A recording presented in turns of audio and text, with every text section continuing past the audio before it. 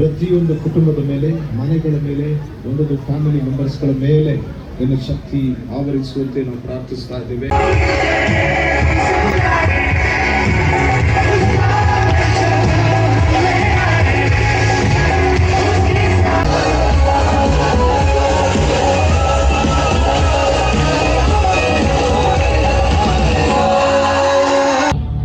ನನ್ನ ಬಳಿಗೆ ಕರೆ ತಂದಿ. ಇದೋ ಸ್ವಾಮಿ, ನಾನು ಬಂದೆ. ನಿಧಾನ ಕಣೋ, ಬಿದ್ದಿಯೇ. ತಗೋ ಈ ಕೋಲು ತಟ್ಟೆ. ಇನ್ನು ಈ ಕೋಲು ತಟ್ಟೆ ಅವಶ್ಯಕತೆ ಇಲ್ಲ. ನನ್ನ ಯೇಸು, ನನ್ನ ರಕ್ಷಕ ನನ್ನನ್ನು ಕರೆದಾಯಿತು. ಬೆಳಕು ನೋಡ್ತಾ ಇದ್ದೀನಿ, ನನಗೆ ಕಾಣ್ತಾ ಇದೆ. ದೇವ ಸ್ತೋತ್ರ. ನಿಮ್ಮ ಕುಟುಂಬಗಳಲ್ಲಿ ಸಂತೋಷ, ಸಮಾಧಾನ ಇರಲಿ.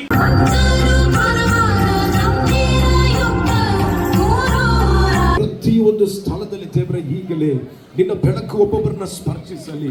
ಇವರ ಜೀವಿತದಲ್ಲಿರುವಂಥ ಎಲ್ಲ ಸಮಸ್ಯೆಗಳು, ಎಲ್ಲ ಕಷ್ಟಗಳು ಸಂಪೂರ್ಣವಾಗಿ ನೀಗಲ್ಪಡಲಿ. ಈ ಸಂಜೆಯ ಸಮಯದಲ್ಲಿ ದೇವರೇ ನಿನ್ನ ಶಕ್ತಿ ಅವರನ್ನು ಸ್ಪರ್ಶಿಸುವಂತೆ ಪ್ರಾರ್ಥಿಸ್ತಾ ಇದ್ದೇವೆ.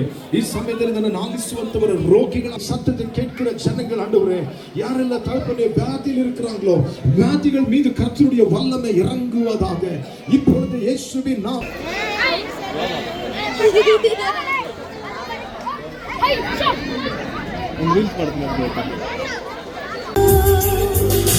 ನೀನಿರದ ಮನೆಯಲ್ಲಿ ನಾನು ಈ ಮನೆಯ ಹಂಗೆ ಬದುಕಿನ ಹಗಲಲ್ಲೇ ಬಂದೆ, ಈ ಹಗಲಲ್ಲೂ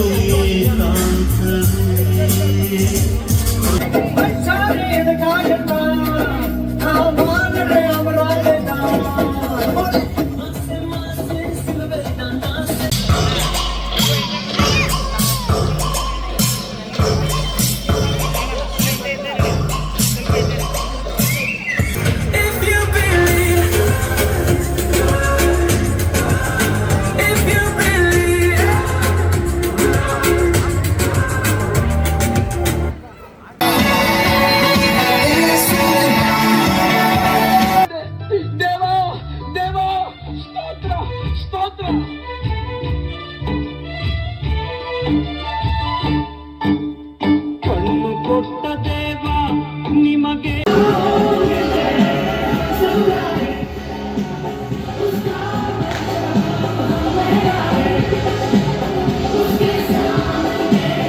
ಎಲ್ಲರನ್ನ ಸೃಷ್ಟಿಸಿದ ಆತನು, ನಾವೆಲ್ಲರೂ ಆತನ ಮಕ್ಕಳಾಗಿದ್ದೇವೆ.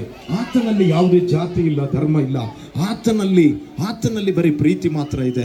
ನಮ್ಮೆಲ್ಲರನ್ನ ಪ್ರೀತಿಸಿದ ಆತನು ಇವತ್ತು ಸಹ ಯೇಸು ಈ ಅಂಬೇಡ್ಕರ್ ನಗರದಲ್ಲಿರುವಂತಹ ಎಲ್ಲ ನಿವಾಸಿಗಳನ್ನ ಆತನು ಪ್ರೀತಿಸುವಂತ ದೇವರಾಗಿದ್ದಾರೆ. ಚರಿತ್ರದಲ್ಲಿ ಇರುವುದಾದರೆ ಅಂತವರ ಮೇಲೆ ನಿನ್ನ ಕರ, ಯೇಸುವೆ ಅಂತ ಕುಟುಂಬದ ಮೇಲೆ, ಅಂತ ವ್ಯಕ್ತಿಗಳ ಮೇಲೆ ನಿಮ್ಮ ಕರ ಇಳಿಯಲಿ ದೇವರೇ.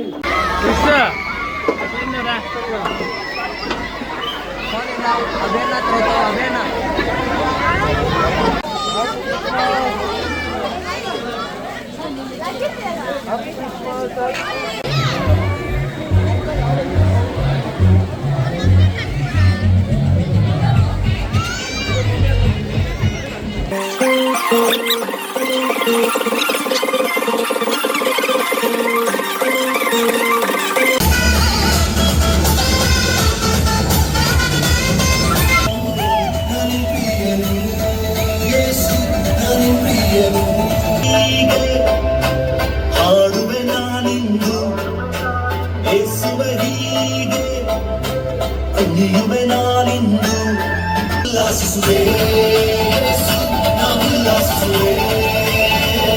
ನಾನಿನ್ ಪ್ರಿಯನು ಯೇಸು, ನಾನಿನ್ ಪ್ರಿಯನು.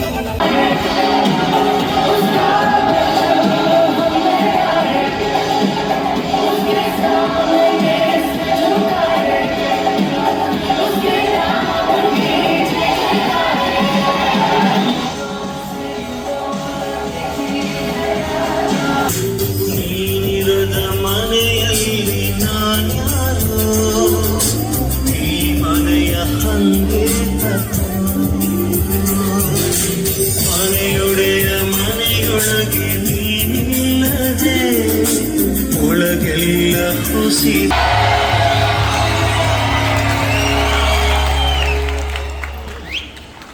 ಧನ್ಯವಾದಗಳು. ಈ ಶರೀರ ಮಣ್ಣಿಗೆ ಮಣ್ಣಾಗಿ ಅದು ಹೋಗುವುದಾಗಿದೆ. ಆದರೆ ಪ್ರತಿ ಮನುಷ್ಯನ ಪ್ರಾಣಕ್ಕೆ ಅದು ಬೆಲೆ ಇದೆ. ತನ್ನ ಪ್ರಾಣವನ್ನು ಕೊಡುವುದಕ್ಕೋಸ್ಕರ ಈ ಭೂಮಿಗೆ ಬಂದು ನಮ್ಮ ಪ್ರಾಣವನ್ನು ರಕ್ಷಿಸುವುದಕ್ಕಾಗಿ ತನ್ನ ಪ್ರಾಣವನ್ನೇ ಮುಡುಪಾಗಿ ಕೊಟ್ಟರು. ಪ್ರತಿ ಮಾನವ ಕುಲಕ್ಕೋಸ್ಕರ ಆತನು ಯಾವುದೇ ಜಾತಿಯನ್ನು ಯಾವುದೇ ಧರ್ಮವನ್ನು ಸ್ಥಾಪಿಸೋಸ್ಕರ ಬಂದಿಲ್ಲ.